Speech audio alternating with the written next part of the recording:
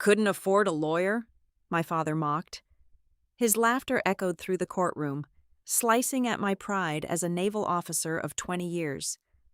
I stood alone, clutching a battered folder, my parents smugly prepared to carve up my grandmother's legacy.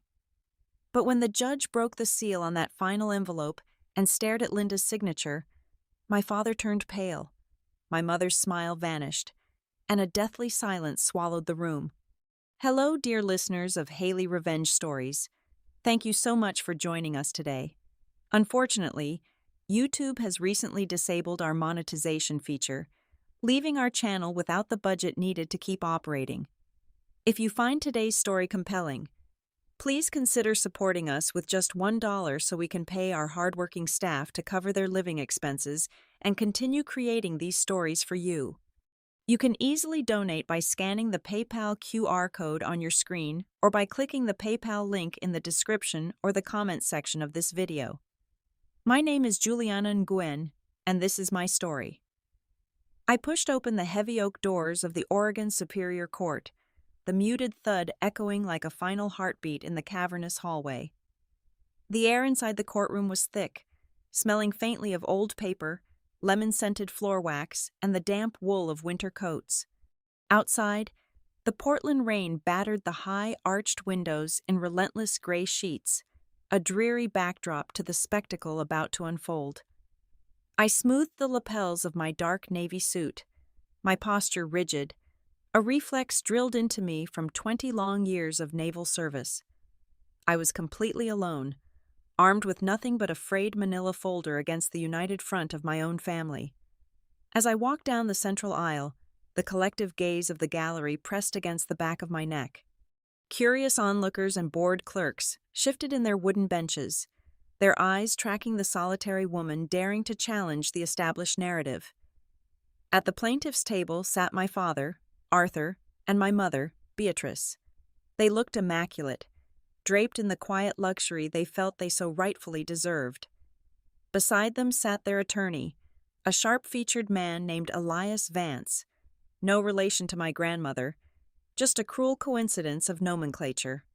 Elias was a predator in a custom-tailored suit, a man who built his career on tearing apart vulnerable estates. "Couldn't afford a lawyer?" my father sneered, his voice dropping an octave so only I and the front rows could hear. The mockery in his tone was an old familiar poison. He leaned back in his leather chair, crossing his arms, a smirk playing on his lips. Or did the Navy finally realize they were overpaying you for playing sailor? My mother let out a soft, breathy chuckle, adjusting her expensive silk scarf. "Arthur, be gentle," she murmured, though her eyes were ice-cold, devoid of any maternal warmth. Juliana always had a habit of biting off more than she could chew. Let her have her little moment of rebellion before the adults handle the real business. I did not flinch. I did not offer them the satisfaction of a visible reaction. I simply took my seat at the defendant's table, arranging my folder with meticulous, slow precision. The silence I offered was a tactic, a shield forged in high-pressure command centers over thousands of hours, but inside, my stomach twisted into a tight knot. The bailiff's voice cut through the heavy atmosphere. "All rise." Judge Harrison, a stern man with a deeply lined face and eyes that had seen decades of human greed, took his place at the bench.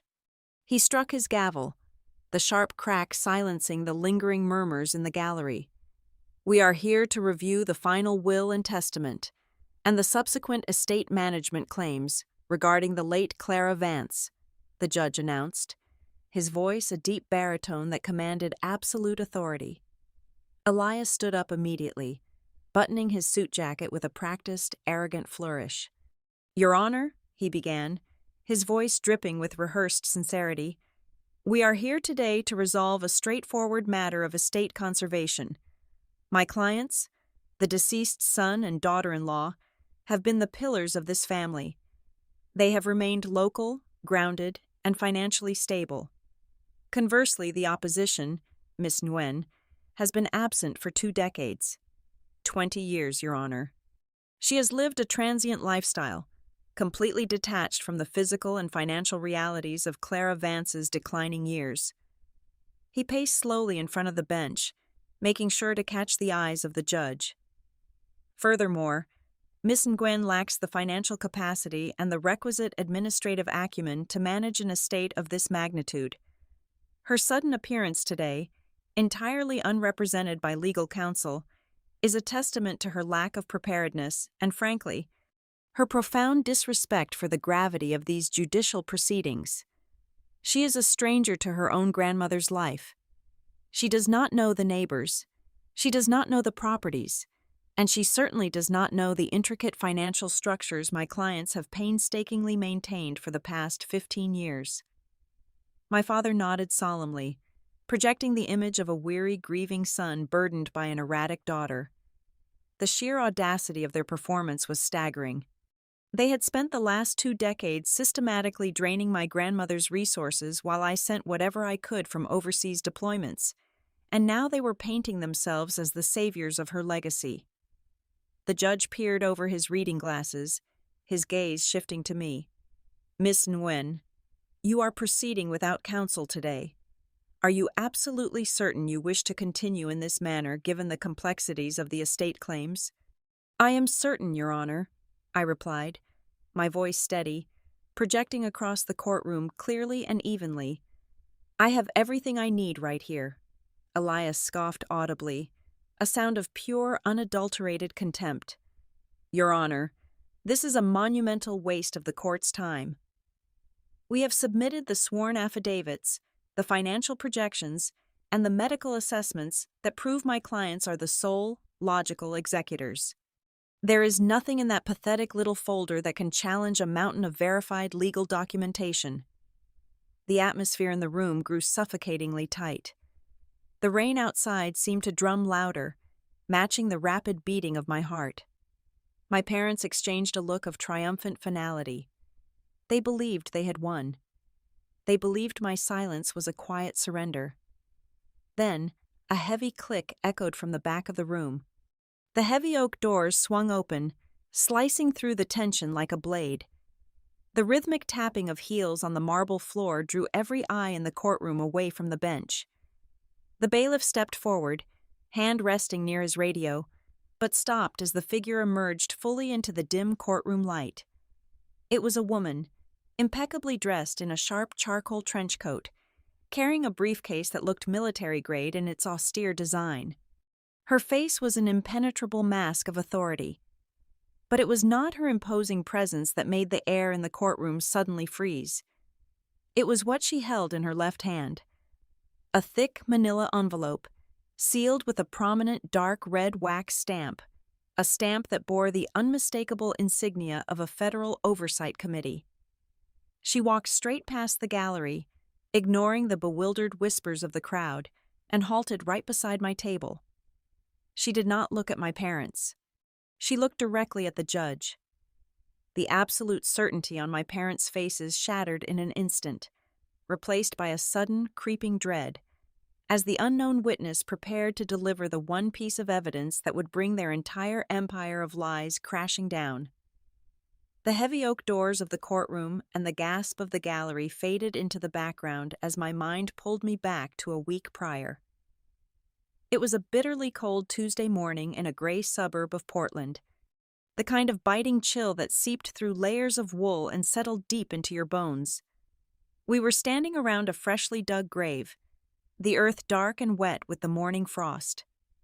I had flown 14 hours straight from a naval base in Okinawa, my dress uniform feeling stiff and inadequate against the freezing wind. As the minister read the final rites for Grandma Clara, I kept my eyes fixed on the polished wood of her casket. I expected tears.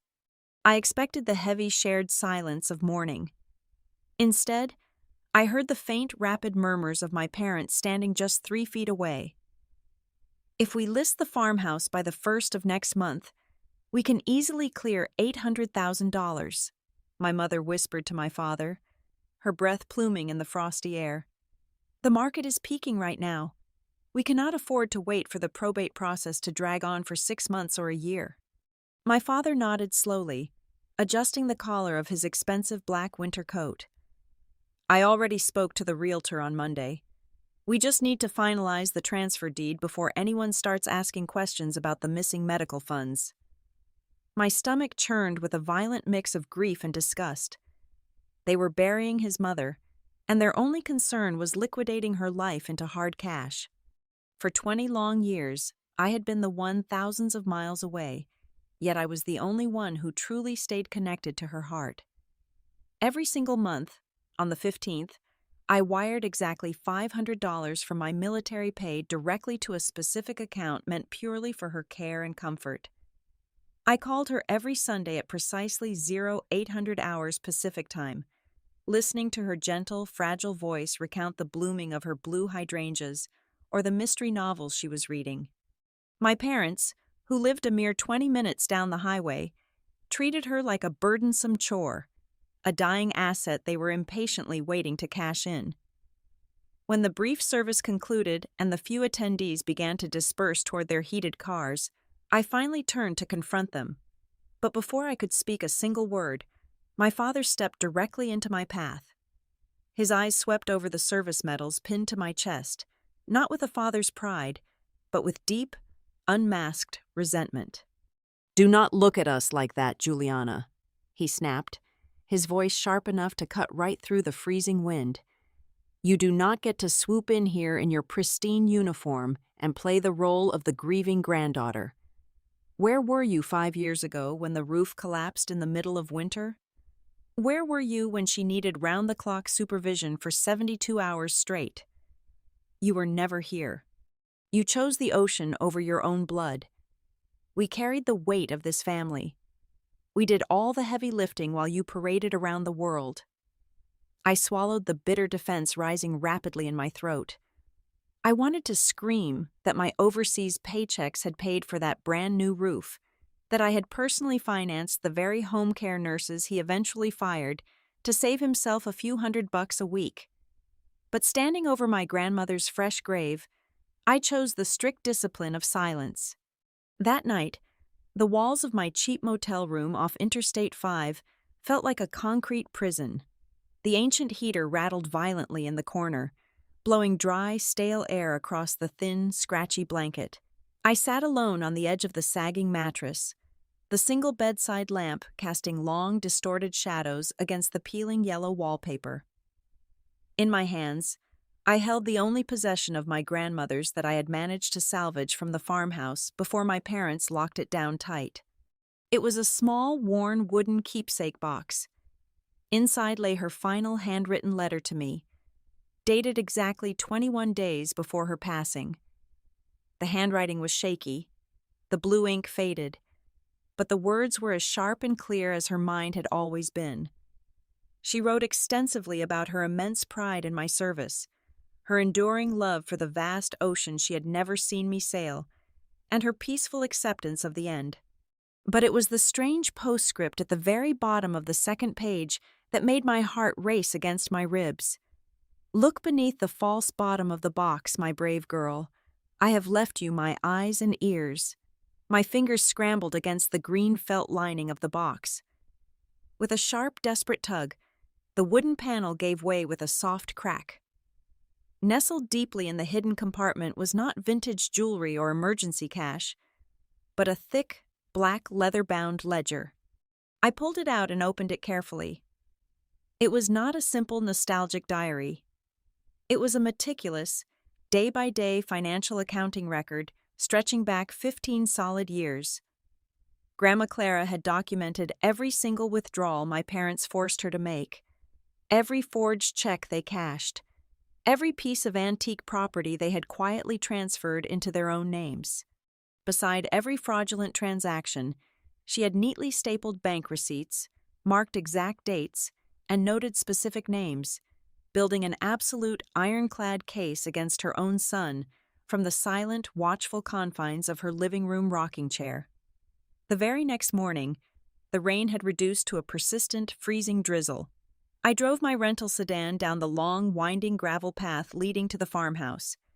The estate sat on 45 acres of highly coveted, pristine Oregon timberland, a green sanctuary my grandmother had fiercely protected for over 40 years.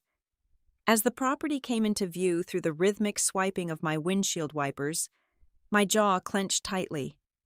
A massive commercial moving truck was already idling in the driveway, its exhaust pluming like a dragon's breath in the cold air. Two men in dirty coveralls were hauling a heavy oak dining table out the front door. Less than 24 hours had passed since we lowered her into the ground, and the vultures were already stripping the carcass. I slammed the car door shut and marched up the wooden porch steps, my boots hitting the boards with the heavy, measured cadence of a military march. The front door was propped open. Inside, the house I had loved so deeply as a child was completely unrecognizable. Cardboard boxes were stacked high in the living room. My mother was aggressively wrapping antique porcelain vases in thick layers of bubble wrap, humming a cheerful, upbeat tune that made my blood run cold. My father stood in the center of the room, loudly dictating inventory lists into his phone. When he saw me step into the foyer, his face flushed with immediate anger. "What in the world are you doing here, Juliana?" he demanded, abruptly ending his call and shoving the phone into his slacks. "This property is strictly off limits. We are staging the house for an emergency showing at 3 o'clock this afternoon. You are trespassing." I stood perfectly still, channeling every ounce of discipline I had learned commanding sailors in hostile waters. "This house legally belongs to Clara Vance's estate," I replied, my voice steady and dangerously calm. "There has been no probate hearing. There is no executor officially appointed by the state. Moving a single piece of furniture out of this house is a direct violation of state property law." My mother let out a sharp, derisive laugh. "Oh, please spare us the legal lecture, little girl. Your father has a comprehensive signed power of attorney. We have the absolute legal right to secure these assets. Now turn around and go back to your miserable little motel room before I call the local sheriff to remove you." I did not retreat. Instead, I pivoted sharply on my heel and walked directly down the narrow hallway toward my grandmother's private study.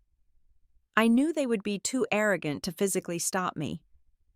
The door was securely locked, but my grandmother had always hidden a spare brass key inside the hollowed-out base of a fake potted fern in the corner. I reached in, my fingers brushing against the cold metal, unlocked the door and slipped inside, locking it firmly behind me. The study had been carelessly ransacked. Drawers were pulled out and discarded on the Persian rug. Books were tossed haphazardly from the shelves. My father had clearly been searching for something in a frantic hurry. On the large mahogany desk, sitting perfectly centered on a green leather blotter, was a sleek black briefcase. The latch was broken. I flipped it open. Inside was a thick stack of freshly printed legal forms. I quickly scanned the top pages. They were quitclaim deeds, documents designed to rapidly transfer the legal ownership of the entire 45-acre estate and the farmhouse directly into my father's personal holding company. I looked closer at the bottom of the final page. There, sitting above the printed name of Clara Vance, was a signature. It was written in black ink, but it was entirely wrong. My grandmother had suffered from severe arthritis for the last 5 years of her life. Her handwriting had become jagged, tight, and painfully slow. The signature on this deed, dated a mere 48 hours before her death, was smooth, flowing, and aggressively confident. It was an embarrassingly sloppy forgery, a desperate, criminal act committed by a man who thought he had outsmarted a dying woman. I pulled out my phone and quickly photographed every single page, capturing the dates, the fraudulent signatures, and the notary stamps that my father had somehow acquired illegally. As I leaned over the desk to get a better angle, my shoulder brushed against the wall, tilting a small silver-framed photograph hanging next to the window. I paused. I reached out to straighten the frame. It was a picture of my grandmother from the late 1980s, standing in front of a massive, brutalist-style government building in Washington, wearing a sharp business suit. The frame felt unusually thick against the wall. I turned it over and noticed the cardboard backing was slightly loose. Using my thumbnail, I pried the backing open. A single heavy stock business card slipped out and fluttered to the desk. It was stark white with deeply embossed gold lettering. It read, Margaret Halloway, Senior Legal Counsel. Below the name was a secure, unlisted phone number. My pulse quickened. The noise of my parents shouting in the hallway faded away. I grabbed my phone, manually punched in the 10 digits, and pressed call. It rang twice before a sharp, commanding voice answered. Margaret Halloway. Miss Halloway, I started, keeping my voice low. My name is Juliana Nguyen. I am the granddaughter of Clara Vance. There was a sharp intake of breath on the other end of the line, followed by a heavy, resonant silence. When Margaret finally spoke, her tone shifted from professional detachment to intense, profound focus. Commander Nguyen, Margaret said, her voice crackling with sudden energy. I have been waiting for your call for exactly 3 days. Where are you right now? I am inside her farmhouse study. My father is currently attempting to liquidate the estate using heavily forged transfer deeds. Listen to me very carefully, Juliana, Margaret instructed, her words snapping with absolute authority. Your father believes he was dealing with a sweet, oblivious old widow who spent her days knitting blankets. He is a fool. What your family never knew, what nobody in that pathetic little town ever knew, was that for 15 straight years before she retired, Clara Vance was not a housewife. She was a senior strategic consultant for the National Resource Oversight Bureau. I froze, the name of the highly secretive federal agency echoing in my ears. She spent a decade and a half hunting down corporate embezzlers, federal fraudsters, and financial predators, Margaret continued, her voice practically vibrating with suppressed triumph. She tracked missing millions across global accounts. Did your father honestly believe he could steal a single dime from her without leaving a massive, glowing trail of evidence? She saw his pathetic little scheme forming 3 years ago, Juliana. And together, we built a trap so deeply embedded in federal law that his high-priced lawyer will not even see it coming until the steel jaws snap shut. Do exactly as I say. The sharp click of Margaret Halloway's heels on the courtroom floor brought my mind snapping back to the present. As she stood beside my table, radiating an intimidating aura of federal authority, the memory of our phone call echoed perfectly in my mind. Her final instruction to me had been absolute, delivered with the rigid precision of a commanding officer directing a vital operation. You will walk into that courtroom completely unrepresented, Juliana, Margaret had told me over the phone 2 days prior. Do not hire a lawyer, not even for a brief consultation. Your father and his overpriced attack dog, Elias, are expecting a frantic, unprepared victim. They will build their entire legal strategy around your supposed ignorance and your lack of professional counsel. Let them strut. Let them mock you. The moment you bring a lawyer into that room, they will raise their defensive shields and prepare for a traditional fight. We need them exposed, arrogant, and completely vulnerable. I will be your witness, not your attorney. I had followed that order to the absolute letter. That morning, I had prepared for court with the exact same meticulous routine I used before boarding a naval vessel for a classified deployment. I woke at 0400 hours. I completed a rigid physical workout to clear the excess adrenaline from my system, practicing the 4-second tactical breathing exercises used in combat zones to slow my heart rate. I ironed my dark navy suit until the creases were sharp enough to draw blood. I polished my dress shoes until they reflected the harsh, flickering motel lighting. In the military, you learn very early that panic is a dangerous contagion, and absolute stillness is the only effective antidote. I had walked into that courtroom alone not out of weakness, but as a deliberate tactical ambush. And seeing the sheer, unadulterated bewilderment wash over Elias Vance's face as Margaret arrived proved that the trap was perfectly set.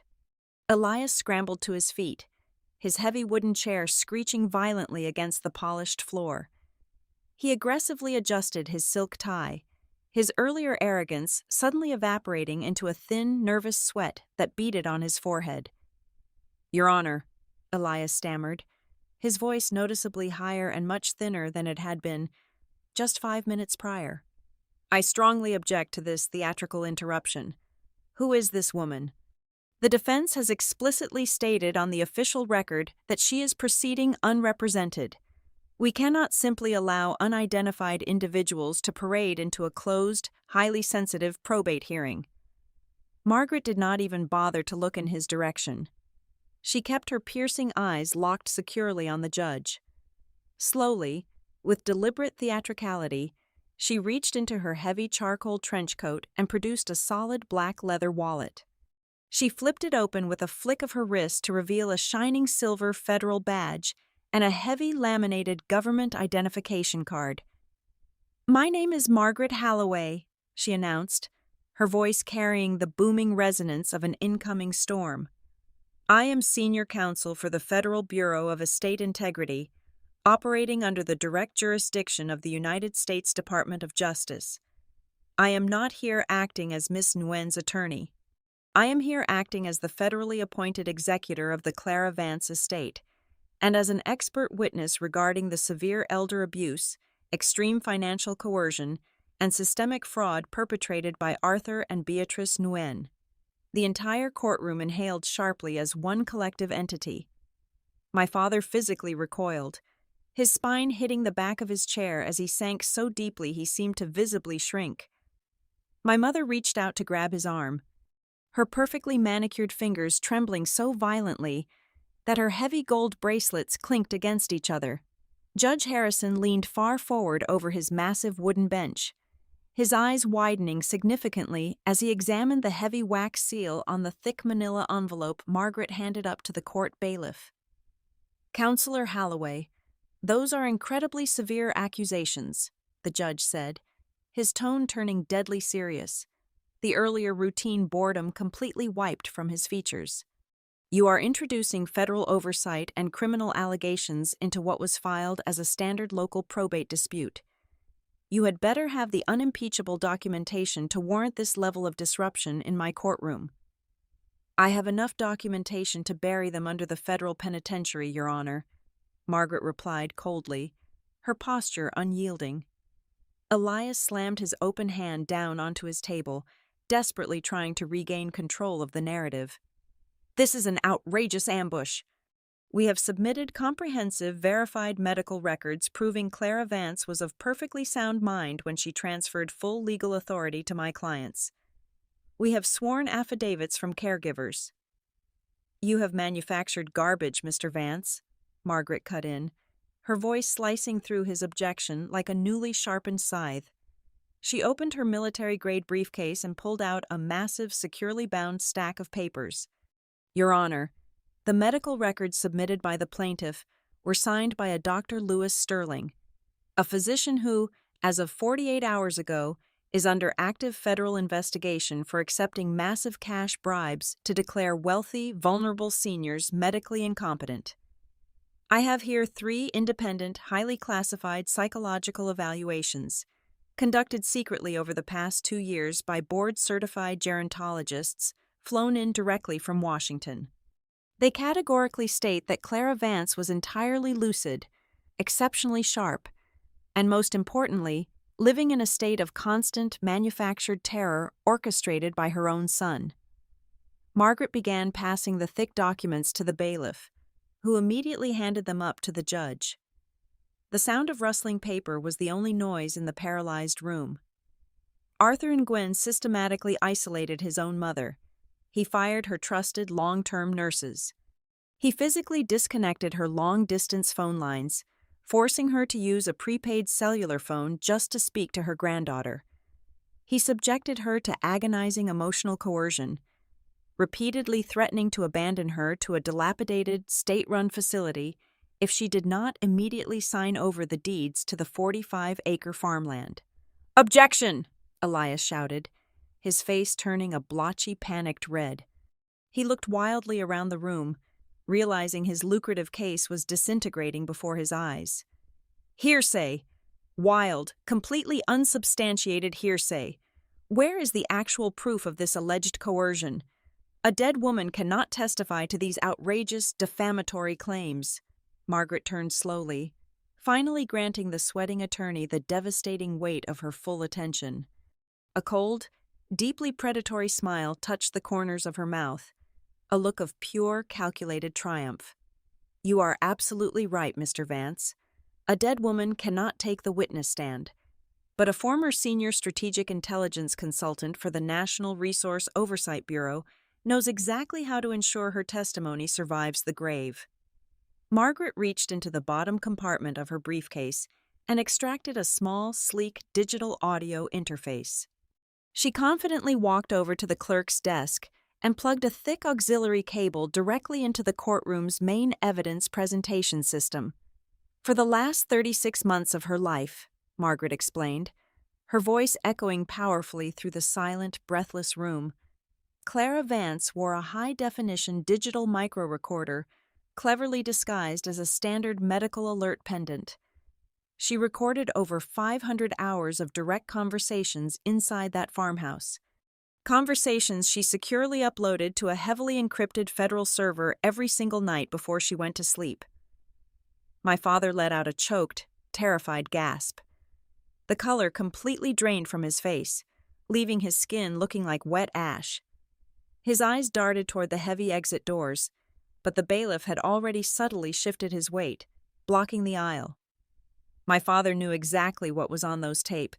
"Your Honor," Margaret said, pressing a glowing button on the interface, "I submit into evidence Exhibit Alpha, recorded on the 14th of October, exactly 6 months before Clara Vance passed away."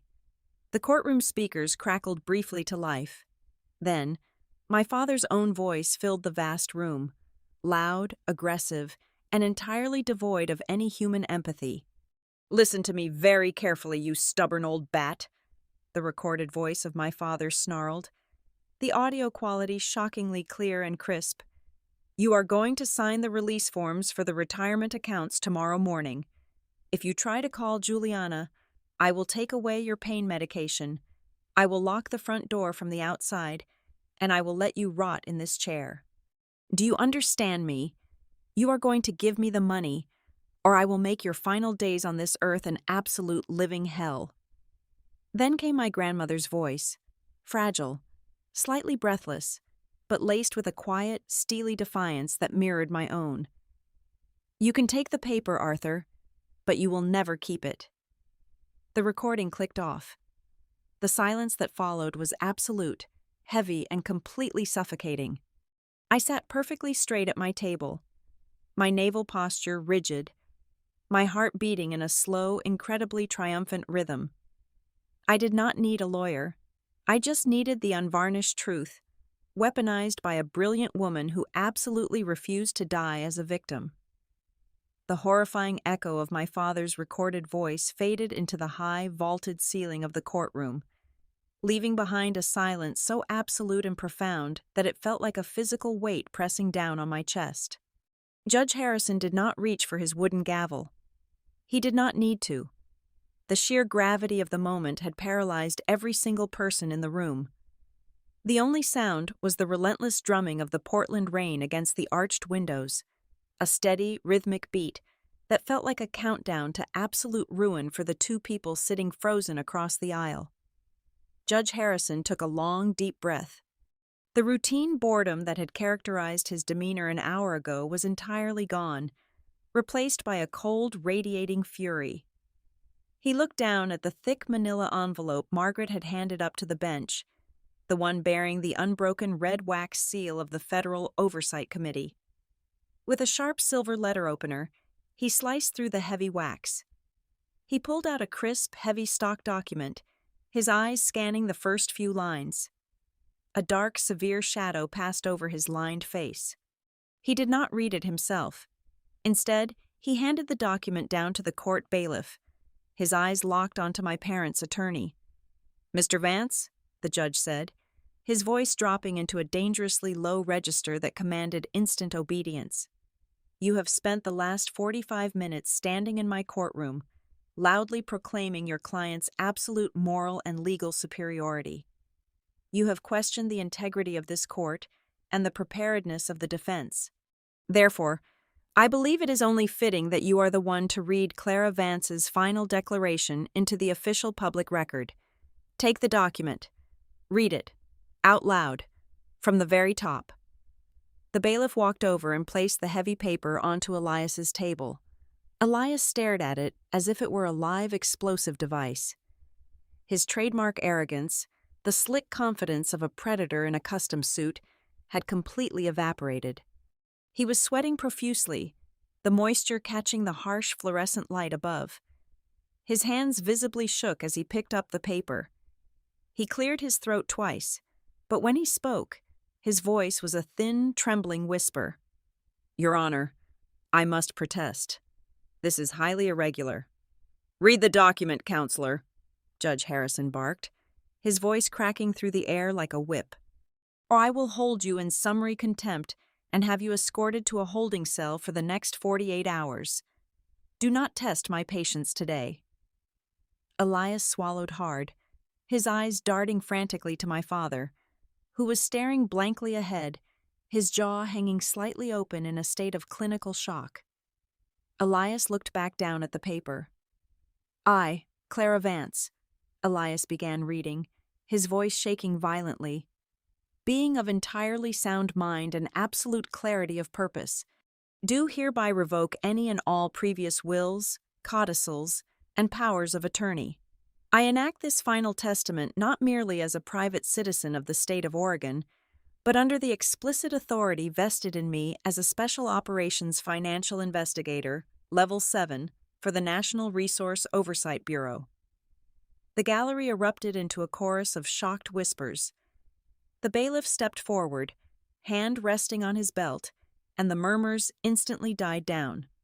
"Continue, Mr. Vance," the judge ordered coldly. Elias wiped his brow with the back of his trembling hand. "For the past 36 months, I have deliberately allowed my son, Arthur, and his wife, Beatrice, to believe they had successfully compromised my cognitive autonomy. I allowed this solely to map the full, unrestricted extent of their financial conspiracy. Attached to this document is a comprehensive ledger detailing the theft of $420,000 from my retirement accounts, the fraudulent transfer of 22 antique family heirlooms, and the forging of 46 distinct banking signatures." My father let out a sound that I can only describe as the whimper of a trapped animal. The meticulous, carefully constructed facade of the wealthy, grieving son completely shattered. He slumped forward, his elbows hitting the heavy oak table, his face bearing into his hands. His broad shoulders heaved as he struggled to pull air into his lungs. He was experiencing a total, catastrophic psychological collapse right there in the open courtroom. For 20 long years, he had looked down on his mother as a weak, burdensome old woman. He had mocked her fragility. He had threatened her. And in this exact, brutal moment, he finally realized that every single time he shouted at her, every time he casually stole from her, she was not cowering. She was studying him. She was calmly, systematically gathering the precise forensic evidence required to destroy his entire life. He had been completely outplayed by the very person he despised the most. Margaret stood perfectly still beside my table, her posture radiating an icy, avenging calm. "Keep reading the final paragraph, Mr. Vance," she instructed, her tone devoid of any mercy. "Read the signature line." Elias looked like a man standing on the edge of a sheer cliff.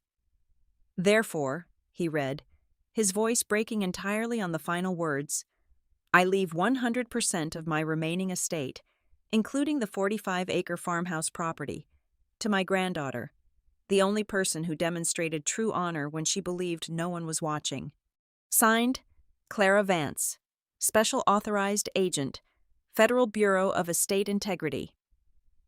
As Elias dropped the paper back onto the table, the full, ugly truth of my parents' actions hung in the stale courtroom air, completely exposed for the entire world to see. Every single secret they had kept hidden behind their manicured lawn and expensive cars was dragged into the unforgiving light. The audience now knew about the fake medical bills they had created to siphon cash. They knew about the times my mother had hidden my grandmother's vital medication to force her compliance. It was a complete public execution of their social standing. I slowly turned my head and looked back into the second row of the crowded gallery. Sitting there, entirely separate from the chaotic spectacle at the plaintiff's table, was my older brother.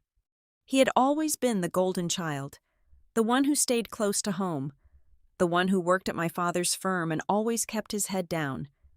He had known. He had lived in the same town, visited the same house, and seen the bruising on her wrists, but he had chosen the safety of cowardly silence to protect his own comfortable inheritance.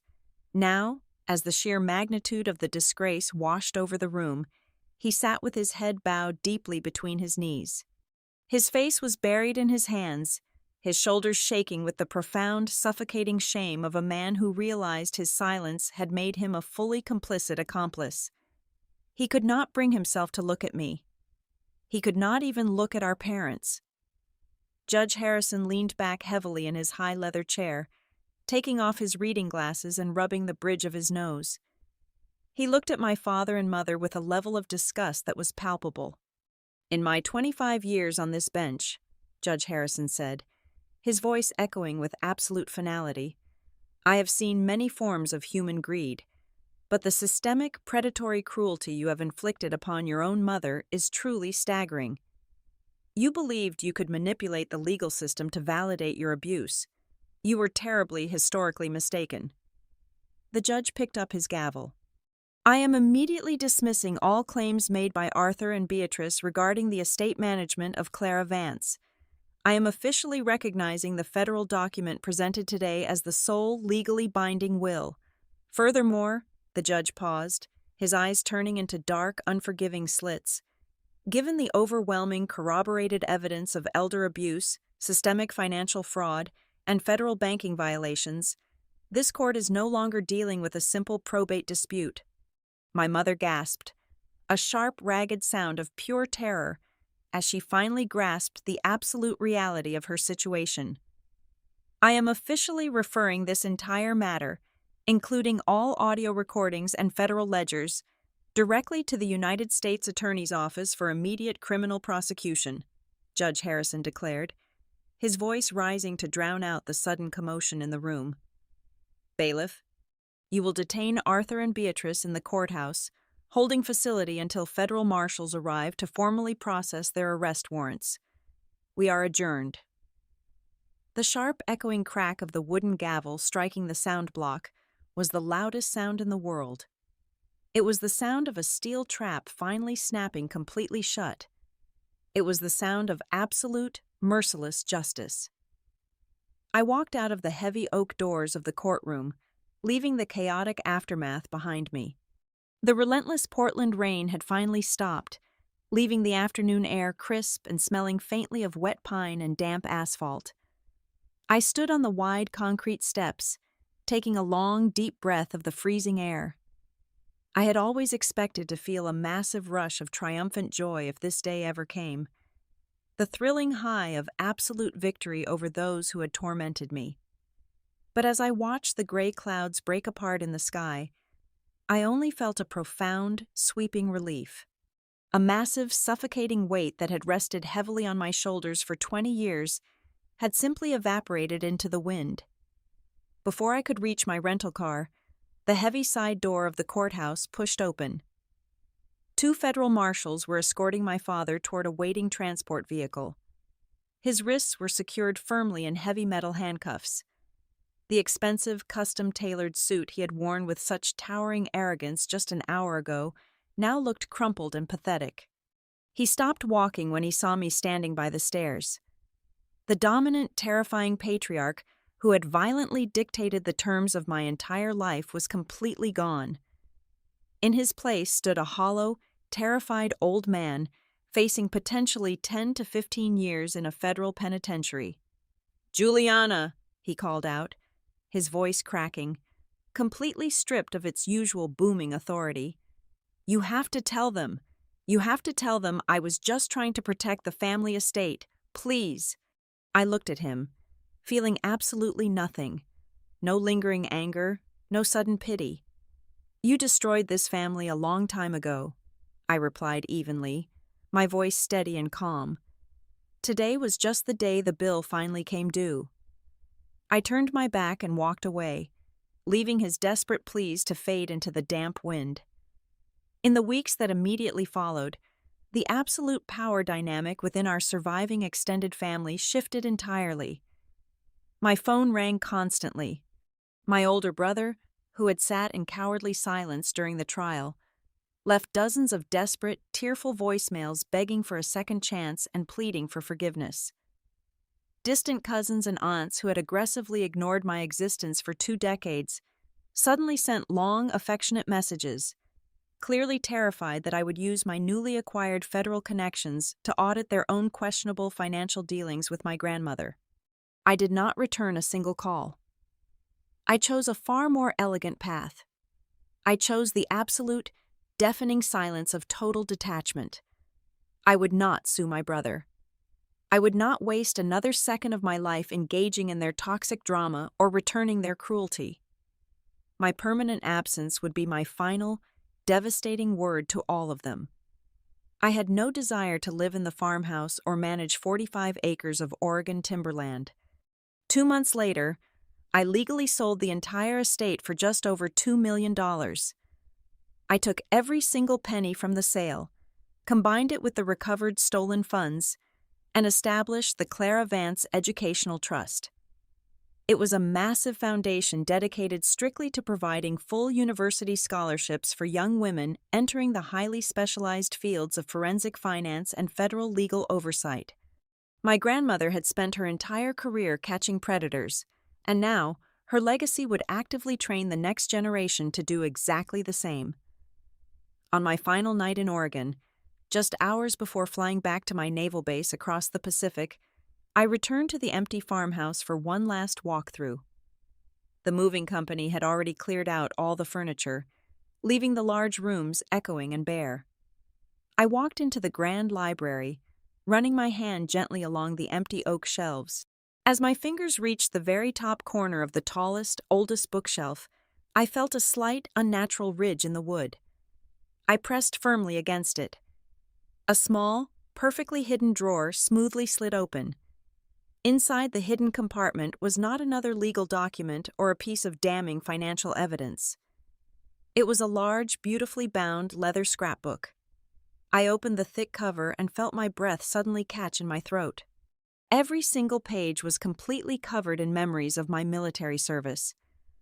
There were printed articles from Navy newsletters mentioning my various promotions.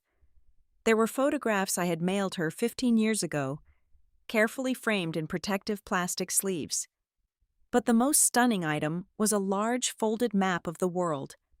She had used tiny, brightly colored pushpins to meticulously track every single one of my naval deployments over the last 20 years. She had never been absent from my life.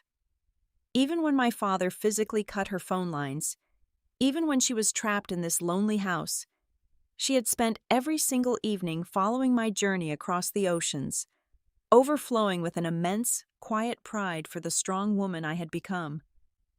I held the heavy scrapbook tightly to my chest, letting the first and only tears fall silently in the empty house, finally feeling entirely at peace. Thank you so much, dear listeners, for tuning in and sharing this incredible journey with me today. Where in the world are you listening from right now? Please let me know in the comments below. If you found today's story inspiring and would like to support our team, please consider donating just $1. You can easily do this by scanning the PayPal QR code currently on your screen, or by clicking the PayPal link provided in the video description or the pinned comment. Your generous contribution helps us pay our hardworking staff, allowing them to support their families and continue creating high-quality, captivating stories for you to enjoy. Stay strong, and I will see you in the next story.